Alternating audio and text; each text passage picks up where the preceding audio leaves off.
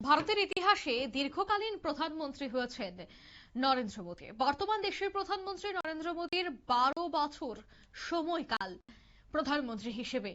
আর এই 12 বছর সময়কাল পূর্তি উপলক্ষে গোটা দেশ জুড়ে বিজেপির পক্ষ থেকে নানান কর্মসূচির আয়োজন করা হয়েছে। আজ দেখা গেছে যে প্রধানমন্ত্রীর নেতৃত্বে কেন্দ্রীয় সরকারের 12 বছর পূর্তি উপলক্ষেই কাঞ্চনপুরের কালীবাড়িতে এক বিশেষ পূজা এবং প্রার্থনা সভার আয়োজন করা হয়।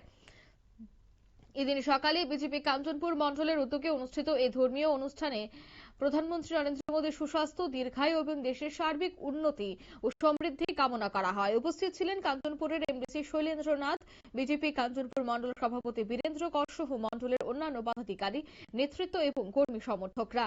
পূজা অর্চনার পাশাপাশি উপস্থিত নেতৃত্ব প্রধানমন্ত্রী মোদীর নেতৃত্বে 12 বছরে দেশের বিভিন্ন ক্ষেত্রে হওয়া উন্নয়নমূলক কর্মকাণ্ডের কথাও তুলে ধরেন।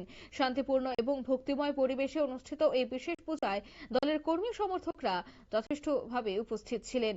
তবে এদিনের এই অনুষ্ঠান থেকে পূজার্চনা থেকে কি বলছেন কাঞ্চনপুরের এমডিসি শৈলেন্দ্রনাথ, শোনাবো।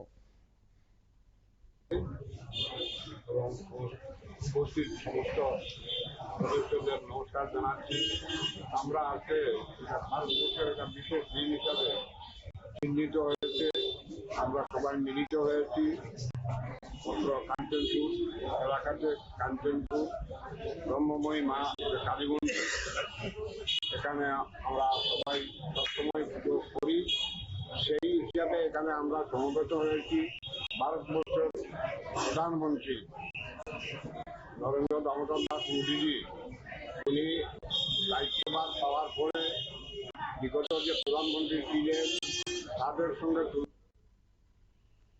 আপনারা শুনলেন প্রধানমন্ত্রীর সময়কালের পূর্তি উপলক্ষে। অন্যদিকে প্রধানমন্ত্রীর স্বাস্থ্য এবং ওনার দীর্ঘায়ু কামনা করি এই দিনের এই পূজার্চনার আয়োজন করা হয়েছে। অনুষ্ঠানের শেষে সকলে মঙ্গল কামনায় প্রসাদ বিতরণ করা হয়। নিয়ে নিচ্ছি ছোট্ট একটি বিজ্ঞাপন বিরতি, সঙ্গে থাকুন।